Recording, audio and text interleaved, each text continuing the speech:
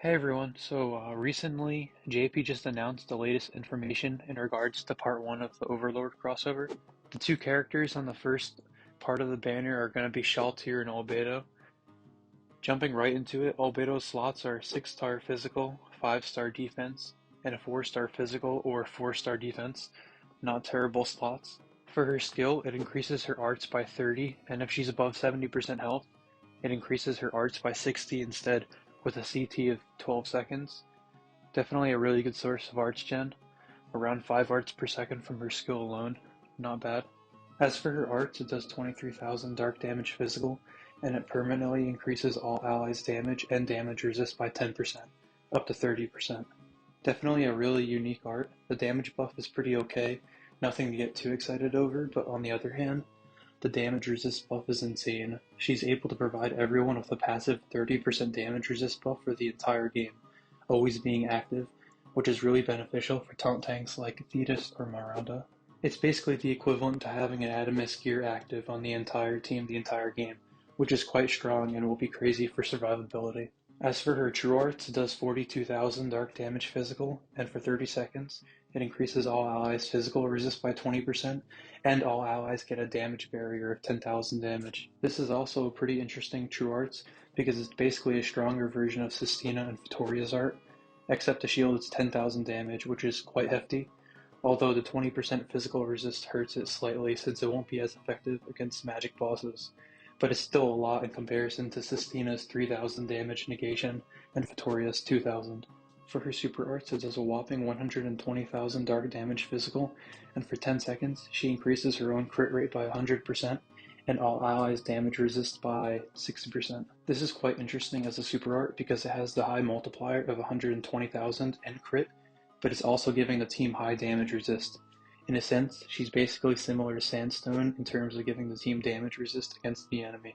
For Sandstone, she provides the team 20% crit resist and 30% damage resist for 20 seconds, whereas Albedo's is an indiscriminate 60% damage resist buff, although it's only 10 seconds instead of 20.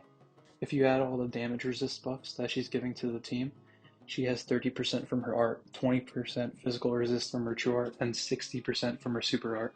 So in all, 110% damage resist, with physical resist included, and 90% regular damage resist, which is really good as well. This means that she could definitely see use in terms of helping out tanks because she has such high damage resist that it's pretty much going to be impossible to actually deal any damage to them.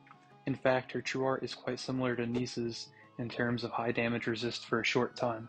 As for her abilities, her first is that when she's near death, she increases her arts by 300 and heals all allies' HP by 50%.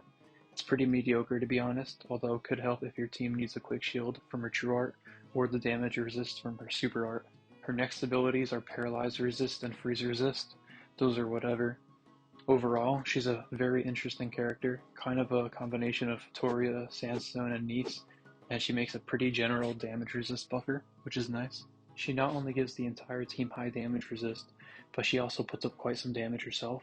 Her damage resist is definitely going to see some use in harder quests, although with the high damage resist she's giving, it's making me think there's a possibility Ainz might be a taunt tank. I hope not. I mean, I'm kind of hoping he's going to be a really strong attacker, but a meta dark tank would definitely be useful, especially with the ever-changing content in JP. Moving on to Shaltir, her slots are going to be a 6-star magic, 5-star magic, and a 4-star magic or 4-star physical. Not really that great, to be honest. For her skill, for 10 seconds, she increases her own lifesteal by 3%. This is unique because it allows her to basically control how much she's healing herself, unlike units like Juno that lifesteal the amount of damage from the skill itself. For her arts, it does 26,000 light damage magic, and for 20 seconds, it decreases the enemy's dark and light resist by 40%. Pretty hefty debuffs for sure, although the mix of dark and light was an interesting combination. For her true arts, it does 90,000 light damage magic, and for 20 seconds, she increases her own crit damage by 200%. A pretty big multiplier with a hefty amount of base crit damage as well. It can definitely put up some numbers if done right. And for her super arts, for 80 seconds, she increases her arts by 5 a second and summons a double that copies all her attacks besides her equips. This ability is obviously taken from Jill, who has the Mimic ability, but if you think about it, the Mimic does everything that the original does, including true arts, which means that every time shell tier true arts, so is the Mimic, which means you're having 2 units dealing a 90,000 damage attack with 200% crit damage. And that may seem like nothing, but this ability is most likely going to make her one of, if not the best sustained damagers, considering she's basically attacking with a 180,000 damage true art with 200% crit damage every true art. This unit blows pretty much most of the existing damagers out of the waters, including units like Urza. That's pretty similar to her. It's going to be interesting to see how she does in-game. For her abilities, when she's above 70% health, she gets 100% crit rate. This is a really solid passive, and it allows her to make use of her true art damage buff without the need for a crit buffer on the team. She also has 30% damage up to enemies below 30% health, pretty basic. And she increases her own arts by 50 at the start of the quest, a good boost to get her going in the beginning.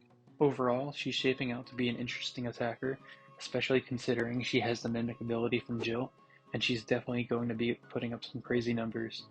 She can most definitely be the beginning of a dominant magic sustain meta besides mono water.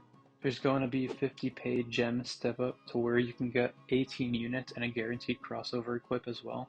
Not too bad. These are what the part 1 event and exchange look like. There is also going to be a 5k alch banner, although anyone summoning should wait until part 2 so that all the crossover units are on the same one. Along with that, the awakening material needed for each unit to get super awoken is coming from the new Summoner's Road Shadow Sky Cave. One of the equips that can be farmed from it include Incarcerated Depthfall Replica, which does 9900 dark damage, and for 7 seconds it reduces the enemy's dark resist by 40%, 70% if a dark unit is using it.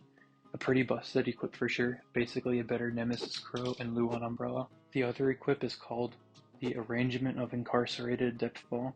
It does 12,000 dark damage magic, and for 15 seconds it reduces the enemy's dark resist by 30%, 60% instead if it's a dark unit using it, and it also has a passive 10% skill CT up for the entire team. Overall, that's pretty much most of the new information for part 1 of the crossover.